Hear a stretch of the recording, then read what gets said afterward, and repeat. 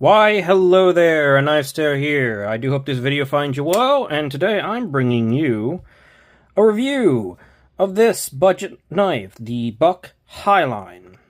This is one of two variants of this knife. There is an XL variant with a 3.8-inch blade. It's much larger.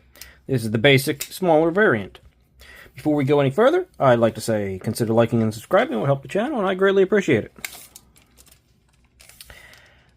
Let's jump right into specs and get things moving.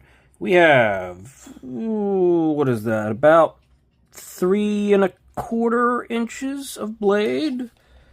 Overall, approximately, oh, come on, don't move. Just short of 7 5/8 and about 4 3/8-ish on the handle. Let's move on to comparisons for our resident. That wasn't a very satisfying flick, but it got out there. Full-size knife and small knife. The Civivi Conspirator and Elementum, respectively. While the blade shape is considerably different in, well, shape, as you can kind of see, this thing sits pretty much in between the two in size. It's definitely not a small knife, but it's definitely not a full-size knife. I kind of call this a medium-sized knife. And our final comparison, 2 AA batteries. Why do I do 2 AA batteries? Because anybody can probably have 2 AA batteries and put them in their hand and see where these things kind of fall in their hand, to get an idea of just how much grip length there actually is here. And on this one, while you can go a little bit over this thing, maybe to the edge of the pocket clip, you have maybe 1 2/3 of AA battery grip length, but you also have a large forward choil that you can definitely make use of. I can get my full 4 fingers just barely on this thing in its basic position, but the grip in the choil is roomy enough to more than adequately use it. No problems whatsoever. Oh, before we get to the calipers, I just wanted to do a comparison of thickness to the Civivi Conspirator, and as you can see, the steel or handles are actually much thinner than the Conspirator, but with these overlays of, small overlays of G10, they're contoured and they're much thicker in that spot. In fact, let's do a little, let's see, I'll measure both. The actual handles are 427 thousandths, which is even thinner than the Elementum, which is already a pretty thin knife. But with these overlays, it goes all the way up to, 570 thousandths, so well over ½ an inch. It gets much thicker just on these overlay areas. But I have to say, these are very appreciated. It's just a small area that's contoured, but it gives a contoured feel to the entire thing, and it feels really good in the hand with that little addition. Blade stock is 150 thousandths, basically. Behind the edge just has a nice, pretty deep hollow grind, a pretty substantial hollow grind, and I actually like the way they did the hollow grind, but I will say I do know for a fact that I do wish it was thinner behind the edge. It is 18 thousandths-ish behind the edge. I think I got it down to, in one area, about 17. Yeah, for having this hollow grind on there, going from such a thick blade stock down, I kind of wish they brought it down to like 13, 14 thousandths behind the edge, but because they did it with such a quick drop, it doesn't really get that much thicker too fast. So you can actually go up the blade pretty decently. I think it's about here on the blade that it hits like 22 thousandths. That's pretty decently up there. So you definitely have some life there, and you definitely have a maintained overall relatively thinner geometry for longer than some hollow grinds. They went pretty deep, which you don't usually see on some budget knives. So it still performs decently well for thick blade stock and everything. It drops down enough, and it's It's perfectly fine. I just wish it was a little bit thinner. Moving on from that, we go into weight. And the weight is 3.87 ounces. When I first saw that, I did check the weight before, because I thought it didn't feel that heavy. It surprised me, because if you look, there's no milling inside there. So I was wondering how the heck they got a steel frame lock that light without internal milling. And the answer is something that didn't actually jump out to me at first. I mean, when you're actually really looking at the knife, you can definitely see, I don't know if you've already been able to notice it, but when you're really looking at the knife, this is stainless steel. Front show scale, or handle, is not. You can see that this has a reflective stonewash on it, while this is more of a slightly more matte, almost orange peel. I'm pretty sure that this entire front scale and the back spacer are aluminum. They're definitely not plastic, and they're definitely not steel. So I'm guessing aluminum, which is a clever way to make the weight not be that heavy. And honestly, while I don't typically like knives that have dramatically different show to lock bar side scales, the fact that they kind of try to hide it a little bit, yeah, if you see it side to side, you can see the difference. But it's not super noticeable offhand. They're both still in the steel gray kind of things. So, yeah. It just is what it is, but I believe this is aluminum front, and I'd be surprised if the backspacer was not as well. However, it cuts down the weight, and it doesn't really bother me on this one. I gotta be honest. The final spec, yes, there we go, is the hardware. Jeez, wow, struggling. T8 pivot. I believe everything else is T6. I have had this knife apart, and while I don't like T6s, it did actually do okay. So, no real super complaints on this one. Just have some decent tools, and you should be okay. More or less, probably. Budget knives are always a little bit questionable, but you'll often find T6s anyway. Companies, man, we really gotta... I don't know. Some things are getting old. It's like, come on, companies, what the hell are you doing? Just work on some of these things. Use your heads for once. But this one's fine, so fine, whatever. I believe that takes us to the end of these specs. Yes. So let's just start talking about what this knife is. You've got a sheep's foot cleavery blade with this hole in it. It certainly screams more of a cleaver aesthetic. The larger one doesn't actually have the hole. The blade steel is D2. It is not marked anywhere. Buck does not seem to like marking their blades with the steel. Why? I don't know. You've got like the model number and the date. I think that's a date code or something like that. Why no steel? Don't know. Buck logo there, and they have like the Buck anvil here. Honestly, out of the recent Buck knives that I've gotten, this is the least branded one, so that's always a plus. We already talked about that, but let's talk about the edge. Let's talk about the sharpening choil and plunge grind. The sharpening choil and plunge grind, well, the sharpening choil is a large finger choil, and the plunge grind is actually pretty good. It comes up to there. It's a flipper knife, so the flipper is what actually interfaces with the stop pin. You can cut in a choil, but you actually have a decent amount of life on this thing, which you can definitely get out. It's going to look funny as you go up, but you could get probably a decent amount of actual number of sharpings out of this without getting too thick. Honestly, that's like a good thing. I wouldn't mind seeing that more often. The jimping on the back and the spine, actually functional. Not the most comfortable jimping in the world, but it is functional. It does provide some traction.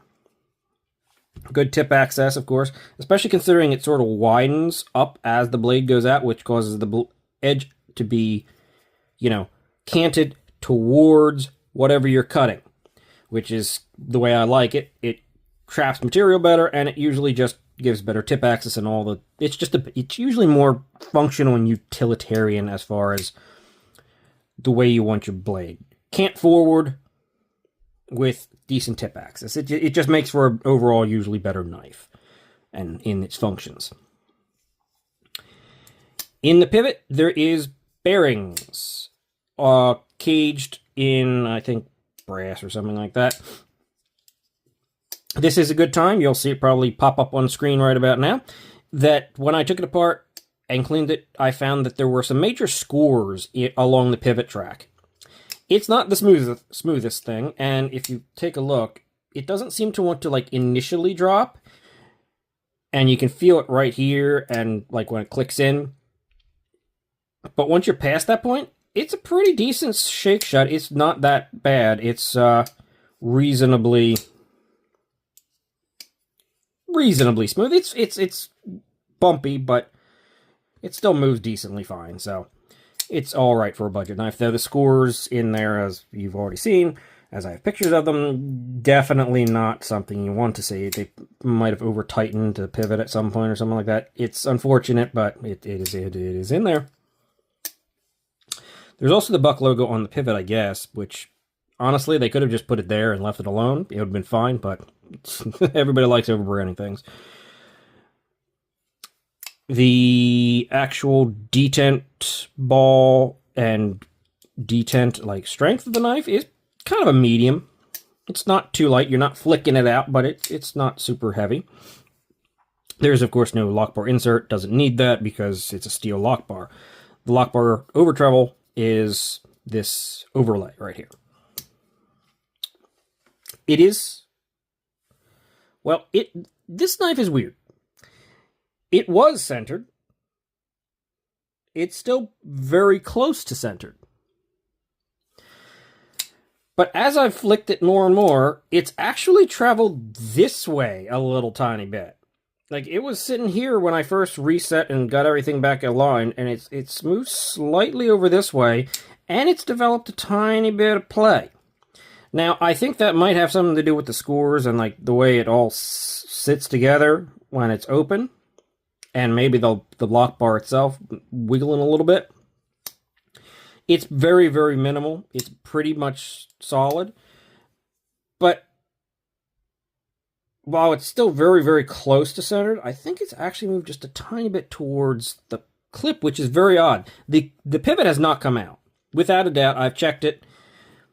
The pivot is still completely solid. I've Loctited the thing. It hasn't moved it even slightly. But maybe it is still mostly centered. It's right on the edge. It's like it's close. It's just hard to tell. I think it's just a tiny bit towards that lock bar, or lock side, yeah. And just developed this tiniest little bit of wiggle that it didn't have initially. So, I don't know. As this is going on, you're going to notice more and more QC things pop up. That's one of the things with this knife. I'm underwhelmed by certain aspects of it. Even though I think overall it's a good knife. It's not a knife that I would say is bad in the sense like you're probably going to be okay with it if you know what you're expecting from a knife at this budget price. But there are a few things that are a little bit funky. I actually forgot to mention that one of the things that was the most notable was that right there.